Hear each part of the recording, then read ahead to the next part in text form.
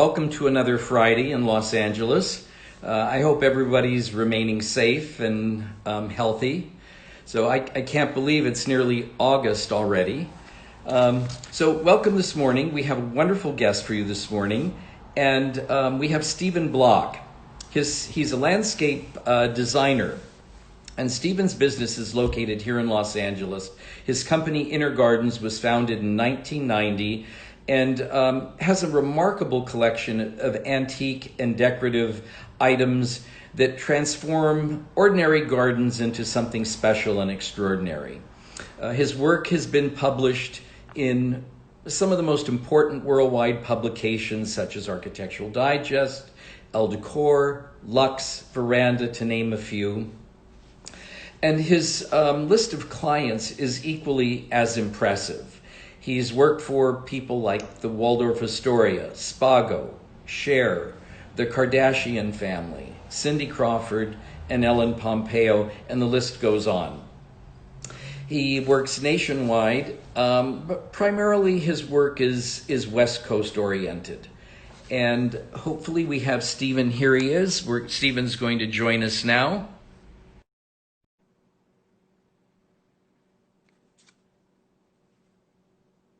Great, it's connecting. Good morning. Hey. Hi, Stephen. Hey, Mark. How are you? I'm great, thanks. Good. Yeah, and you're sitting out in your garden there. It looks beautiful. I am at my favorite place in my garden. We have this beautiful alley of date palms that was planted 15 or 20 years ago, and it's cool. It's like an oasis in the desert. So it's a beautiful spot. Wonderful. So I was just giving everyone a little background on you and the history of Inner Gardens. So how did you end up on the West Coast, Stephen? Where are you from originally? Born and raised in Florida, in sort of the Palm Beach area, a little town called Vero Beach. And I grew up very much in the country. I used to dig holes for my parents and planting trees, but I didn't care much about that. Never had any interest in gardens particularly, but I've been in Los Angeles for 35 years. And it was a great move to come here and get into Hollywood, which I never did. Just had to follow my passion, which has always been plants and flowers since my college days. And here I am. Well, that's great. So tell us a little bit about what makes Inner Gardens so special. And I know that later on in the conversation, we've got a treat because you're going to walk us through and show us some of the exceptional things you have and walk us through the garden. But tell me what makes your company so exceptional. Well, first of all, thank you for the compliment. I think it is exceptional because it's based on passion, heart, as I say, heart and hand. We always like to see the hand in our work. We have clients who will tell us, you know, it's not quite right. It doesn't look like you've been there. Like you personally have been there. And I can come and I can mix it up and I can play with it. So it's about heart and hand and passion. And everything that I do, everything we try to do at Inner Gardens has to do with caring and concern about the products, whether they be the plant material or whether they be the antiques that I've collected from all over the world. It's been a passion project for 35 years, collecting all over the world. And I have a background in horticulture, so I really understand and know how plants and trees work. I think that's a big thing, you know, because at the end of the day, you really have to know what you're talking about, otherwise it doesn't work. It's a dynamic business. Things you plant, they live, they grow, change. Right. It's a very complex business. You know, everybody can buy some plants and plant them in a garden. But what you do is a very, very complex process. You're dealing with not just the proper planting material, types of plants, soil conditions, water usage restrictions, hardscape, et cetera, et cetera. So let's talk about what a landscape designer does and why somebody should hire a landscape designer. Well, landscape designer is really like a landscape architect, except we don't have the training and the licensing. And so I think oftentimes the landscape designer comes at this business with, again, with a passion. You know, it's something that they've stumbled on, something they've found that moves them as an artist. And like a landscape architect, you know, we have to design. We design on paper. We just do drawings. We work with contractors to come up with all the concepts and the ideas about how to actually install a garden and how to maintain a garden. And it's a very important thing to understand the garden from the end product backwards, because you want to make sure you're designing a garden that the client is comfortable with taking care of. You know, you can build a complex garden that requires a tremendous amount of maintenance and labor and time and input from the client, or you can design a garden that is looser, easier, more native, doesn't really take care. So we sort of oftentimes design from the finished product backwards. But it's just that process of design, just about very similar to doing interior design on a house. So, and I know in my case when I'm working on interiors, to me the garden is just an important aspect to the project. I'm doing a new house for myself, and honestly, I think I'm more excited about the gardens than I am the interiors, because I love spending time, and every room looks out into the garden. You know, Right. it's the greatest painting you could have. So one of the things you just mentioned, you said something about native plantings, and that's always a strong point for me, because I think if somebody is going to move to the desert or somebody's doing a project in Hawaii, that you really want to use plants that are indigenous, plants native to your area. So how do you feel about that? And what happens when you get a client that maybe wants to do a tropical garden, you know, somewhere where it doesn't really belong? Well, I think it's a really important point. I'm very sensitive to the site and to the surrounding area, neighborhood, architecture. Um, I think then you have to understand the topography, you have to understand the soil, and you want to be appropriate to all of that. And so I think if you have a client in the desert who says, I want to build an English garden, I think it's problematic. And I discuss with them the difficulty and try to talk them out of it. Hmm. Sometimes people are very insistent. You know, they love English gardens and they don't really care about the site and how it works with the house. And if I can't convince them, then oftentimes I'll pass and I won't take the project, because I have Hmm. to be able to see and feel and understand how it works.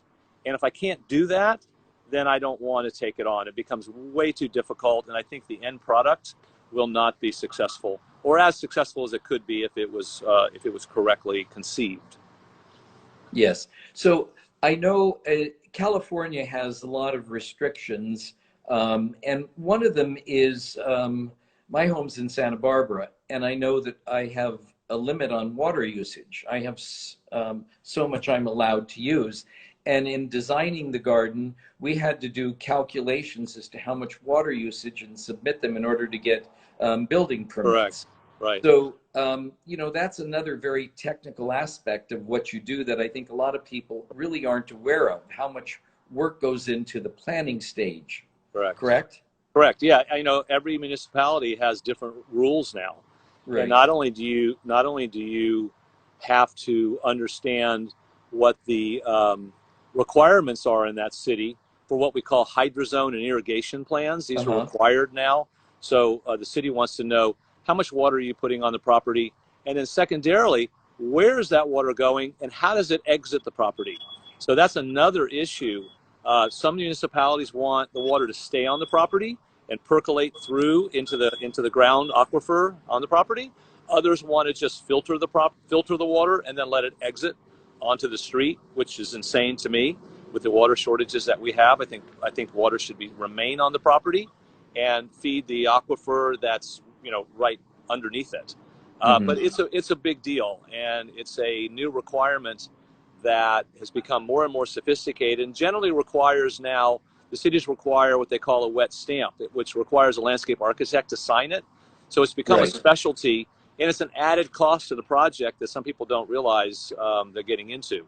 But Right. I think ultimately it's a good thing because we don't have any water here, and it really sort of mitigates the earlier conversation about people putting an English garden in the desert. Because Well, it's just progressive thinking. I think we have to be aware today. We have to protect our environment and protect our natural resources. And I think right. today most people are on board with that. You know, we've been through droughts, I we've think been so. through conditions. I think so, but a lot of people still like grass.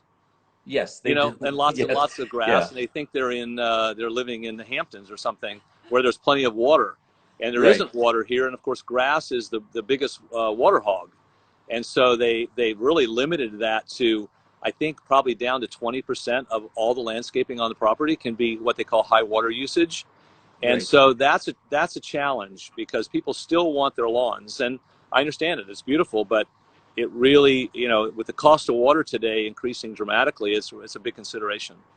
Right. So, one of the things that I love, it's so special about having a great garden, and one element I think that's important, and I know it's a passion of yours, is lighting. Right. And lighting a garden, because I remember talking to you and you said, well, gardens have two lives. They have a daytime life and a nighttime life.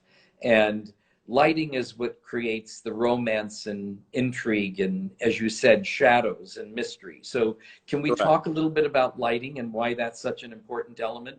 Yeah, I think lighting is critical. There's nothing more beautiful than seeing a well-lit garden at night. It is mysterious. It can be romantic, and the lighting that we design and do is all about that. And that requires a lot more work. It's not just putting an up light and a down light. It's layering of lights and understanding the quality of light. You know, the Yeah. color of the light. You know, a lot of lighting today is um, is really bright white. The LEDs that Right. everyone's Yeah. using, and of course we're going to have no choice but to use LEDs as the future rolls out. But the LED lights tend to be really white, and you lose that warmth that you get with traditional lighting. So we do layered lighting. We can create scenes for people. So if you're having a party, you can brighten it up, and you can lower it if you're just just home by yourself, particularly with the cost of electricity. But you actually, I really believe you have two gardens, and the garden in the daytime is one, and the garden at night makes the garden look completely different. And so I really push lighting as something that is important to our design.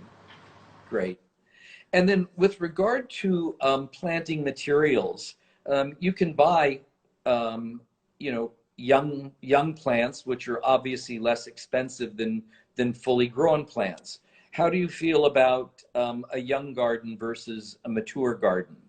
Well, I think a couple things. Number one, our clients generally, as they say, they don't want to see dirt. So we tend to plant very large and very full, which Hmm. is a much more expensive way to build a garden.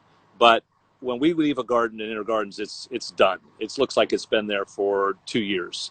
Um, Growing a smaller garden or starting out with a smaller garden really requires a great maintenance company, because in order to grow these plants in the way that the professionals grow them is really takes a lot of skill. And I find that there's only a few companies that really know how to do that. You also then have to have someone like myself on the property over the next number of years, guiding the maintenance company as to how to prune and trim. And sometimes I walk on properties and people say, "Oh my God, my gardener's terrible, and it really looks awful." And I say, "Well, who's been guiding the gardener? Who's been telling the Right. gardener how high to cut the hedges, how the face should be of the hedges? Are they hedges straight? Um, are they, are they handling the water correctly?" So it really takes a pro to manage a garden. Gardens just don't happen. I No, think that's a big it's a living thing. right. So, And to do it with design and flair and taste and maintain that really requires an ongoing effort of the garden designer. And I think that I'm fortunate that a lot of my clients really enjoy me staying with. I mean, I stay with these gardens forever. I mean, once I've Right. installed a garden, it's just part of me. And so I really enjoy watching it grow and seeing it come to fruition. And by the way, sometimes things don't work. Yeah, I'm And sure your gardens are your children. You know, you created them and you watched them grow. I was correct. just at a project a week ago, and I hadn't been there in a year and a half, and I didn't recognize the gardens. The trees have grown so much. It's just spectacular. It's It exciting. just, yeah, it's exciting. It's Yeah. wonderful. Anybody that loves gardening, it's magic to see Right. And, things and, grow. and, and they are like my kids. You have to water them just like you water your children. Right. Yeah. So you also well, you work directly with a lot of clients, but you also work with a lot of designers, interior designers. In you Yes. know, you're on any project, there's a team of people involved, and as you know, and I know, designers are very opinionated. Do you find it difficult working with? Do you Yes. find it difficult working with designers? Do you prefer working directly with the clients? I obviously work with both. I think honestly, if I had my druthers, I would probably like to have a designer included in the Uh-huh. project. I think that there's a big learning curve with building a garden, and designers generally understand that and have done it many, many times. So Hmm. it shortcuts the process. Hmm. Whereas when you're working directly with a client, oftentimes there's a big arc of learning that's required.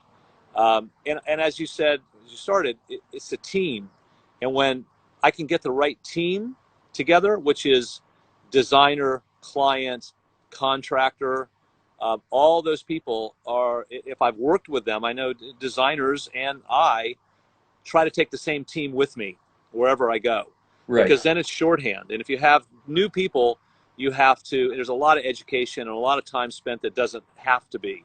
But I love collaborating with designers, because then we're all together on this, because today the house doesn't just stop at the wall, at the sliding glass doors. Now Right. it opens Right. up onto the garden, and designers they like to be involved with that. They like to do the furniture, and so we have a better experience of indoor outdoor, and everything leans to outdoors today. And Yes. fabric and furniture is as sophisticated on the outdoors as it is on the indoors today. It's as expensive as the indoor furniture.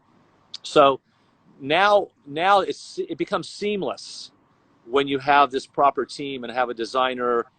The indoor and outdoor just flow back and forth, and it's Well, really I a great think experience. that was going to be the one thing I really wanted to discuss with you, because today outdoor living is essential, and especially in California, in Southern California, we're so fortunate to live here with just an amazing climate. So I spend as much time outdoors and sometimes more on a weekend than I do indoors. And so creating these living spaces outdoors has become, as you say, just as important as an interior living space. People entertain outside, Right. they dine outside. So, how do you go about successfully designing an outdoor living space? Well, I think you start with the goals of the client. What do they want to do? How do they see it? What are their needs? Do they have children? Don't they have children? What different kind of spaces are required? And so the idea is to create rooms, areas that have Uh-huh. some sense of wall. A garden is like a home. It has walls, it has a floor, it has oftentimes roof, and so we start, like, sort of laying out the areas that will support the projects that they have. I mean, I was thinking about this earlier and thinking about what really sent outdoor gardens, into the forefront, was putting the television outside. Right. I was years ago when this Well, you started. I put was a like, TV somewhere and the people just automatically gravitate. right. I said, oh, wait, I don't understand. Why are we putting a television outside? And can you do that? Yeah. How do you do that? Right. And this is 10, 15 years ago, and I'm like, they've developed all these TVs, and now you can, you recess it into the wall and you put cabinets around it. But that really, I think, started pushing people outside. And now we have meditation areas. We have, we have a little pathway to a little room with a trickling fountain, and people do yoga. It just runs the gamut. And then the kids have their play set, and we build a lot of bocce courts now. Interestingly, right. People go, well, can we do a bocce court? I go, do you play bocce? No, but it's an activity that keeps people outside. People also want music in their garden. Absolutely, and ping pong tables. Ping pong's huge. Oh, is it? It was a ping pong table. Yeah, particularly if you have children. It's again these activities that you can do together outside. Well, especially right now where people are home, they need to have activities to keep the kids home and exactly. Yeah. Today, right now, it's our business is just exploded. People are home and they want to fix their garden. They want to be outside. I think people feel safe outside now. Right. I know I do. I'd much rather be outside than inside. So it's been a big boom to the landscape, and people are building. I mean, people are putting in vegetables. They're taking there's pots. They're building vegetable gardens. I mean, it's an explosion. It's crazy, which is great, I think will never change. I think this is here to stay. I hope COVID's not here to stay, but I think the vegetable gardens are going to stay. I mean, I built some gardens with my daughters, and we went out and we're picking tomatoes. It's a great activity.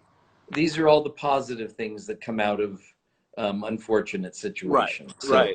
Right. So, Stephen, so I'd love for you to take us on a little tour through Inner Gardens. And, one of the things that I love when I love to be in a room and look out into the garden and see spectacular objects, focal points. On axis. Yes. And this is something that I know is near and dear to your heart too. And you're a great source for items like this. So can you treat us and take us on a little tour? I can. There's some button here. I'm not sure. All right. Well, we'll try and but I'm going to press works, it. Okay. And if you go away, I'll see you. But I think this is, let's see. It worked. Okay. You there? Can you see? Yeah, we can see. Great. Okay. I'm just going to take you through. So this is we're just walking out of our Palm Alley, and right in front of you is a beautiful French faux bois curved bench. Curved benches are much more rare to find, and this is a really huge one. I love scale. Fortunately, the gardens that we build we build, in big gardens, 1 acre, 2 acres, 3 acres. So the scale has to be quite large in order to make any sense. So these are large jars from Spain, Italy, and France generally. I shop a lot in the south of France, and there's a convergence of Italy, Spain, and France, all at down at the bottom near Provence and Nice and those areas. And so everybody sort of gathers there, and you can find a lot from a lot of different countries, including Greece.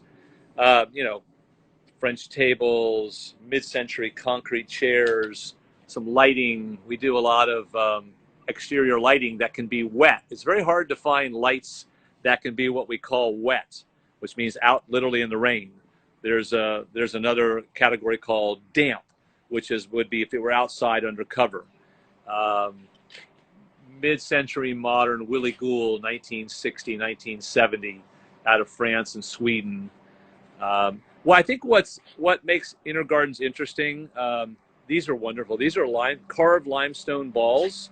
They're new. I love those.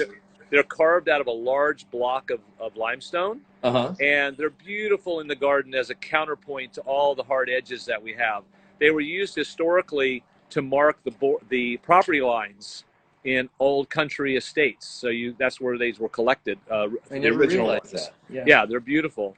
And this is, again, we didn't get to really see the alley, but I think it's worth a second to see this.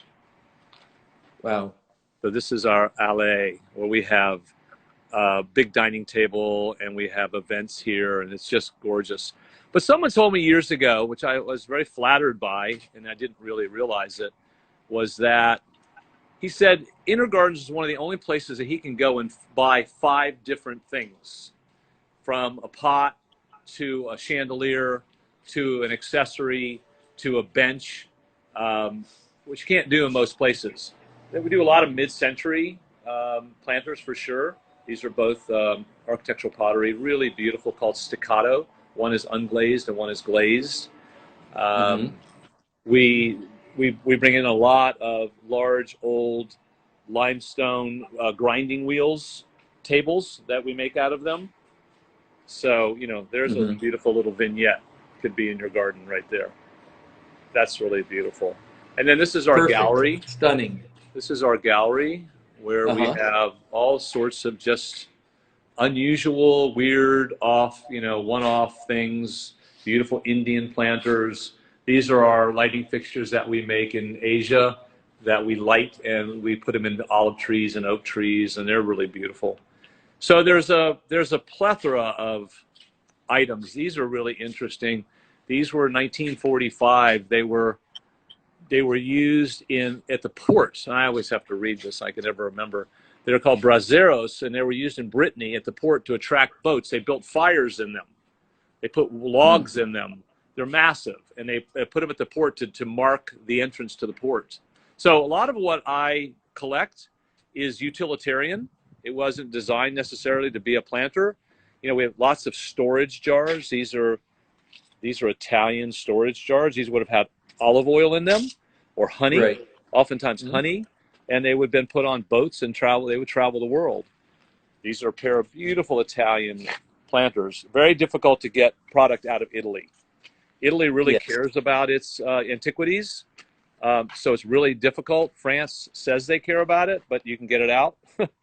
um, So your travels have taken you all over the world finding, all these great things. For people who have never been to Inner Gardens, you really should take a, the time and go down and visit because it's inspiring. All these things are very inspiring. I love looking at this stuff. this this Um, this piece, just quickly, this piece was mhm. in Belgium in a castle, and there were 18 of them set up on pedestals around the garden. And somebody came in, it was a sort of an abandoned castle, and someone took baseball bats and broke them all, except this one.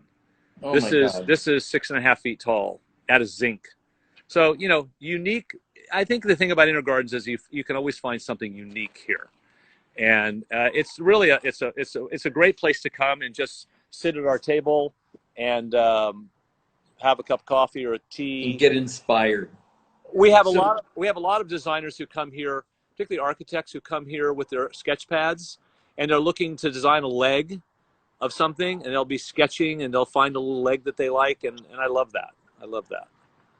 so I love I love gardens, and I was trying to think about what are some of the favorite gardens that I've seen as I've traveled the world, and just a couple came to my mind immediately. One was I was in Spain one year working, and I went to Seville and visited the Alcazar, and the gardens at the Alcazar, which are several hundred years old, are absolutely spectacular. Yes. And I remember spending an entire day photographing these gardens just as inspiration. And another one that came to mind was on a trip to Israel many years ago. I remember standing in the Garden of Gethsemane thinking, oh my God, this goes back to the time of Christ. And I'm standing in the Garden of Gethsemane looking at the olive trees that were there at the time of Christ. 2,000 And years old. they're still thriving, and it was very moving. And so gardens have longevity, they evolve, they mature, and they're part of history. So if you had to select maybe three or four gardens that you think are remarkable in your travels, could you name a few? Well, I think that I was thinking about that, and I've been to famous gardens, and I think that what really has inspired me most is the gardens of Provence. Mm-hmm. Um, you know, they're not famous gardens. They're but age really helps a garden, right? So Yes. 2,000 years is that's an old garden, Right. but 200 years is a Right. really old garden, Right. particularly for Californians and Americans, since we don't have that kind of history. Um, so I'm constantly fascinated by the gardens, the small gardens that individuals have put together Mm-hmm. that are 150 years old. And I mean, they're just extraordinary. I love the gardens of Paris. I love the gardens, the small gardens that when you peek through the gates, when you're Gates, walking through yes. Paris, and you look at some of these little gardens that are just spectacular. And then Right. you can go, then I go to Rodin's garden at the Rodin Museum. Oh, It's a incredible. fantastic garden. And Uh-huh. then I come back here and I'm a huge fan of Lotus Land. I like gardens that are close by because I like to visit them often. So I go to the Huntington. Lotus Land just knocks me out. And it's been a inspiration. One of the tenets of gardening is that if, I think Nancy Powers also said this with me one day, that, if 10 plants is good, 100 is better, right? And you can see that at Ganawalska's Well, garden. Ganawalska certainly subscribed to that theory, didn't she? Right. I mean, you can So for see. those who don't know, Lotus Land is in Montecito in Santa Barbara. It was a private estate that is now, you can take a tour of the gardens there. It's a must see. You have to make a Uh-huh. reservation to go, but Right. it's a must see. And then you can understand what is difficult oftentimes is editing. In a garden or in a home, there's 100 tables you could use, but you only get one, right? So Right. how do you edit? And one of the things that I do is I use a lot of repetition. And so I will find an area and I'll put 50 of one plant in. And sometimes people go, well, how about, can we add this and can we add that? Can we add that? And I go, not really. You really can't, because the gardens that inspire me are where I have, 500 pieces. Now these are big gardens, but because when it blooms, it just knocks you out. And I think if you start to observe gardens, whether it's in Architectural Digest or Garden Design or wherever it is, well, I think what you'll find is the things that attract your eye are where there's great repetition. And Andy Warhol proved that, right? When he did, Right. he did Yes. Elvis Presley 56 times, or he did the Campbell soup cans. That repetition Right. um, really is where you create intensity and drama, which is sort of what we want, right? Be Yes. interesting.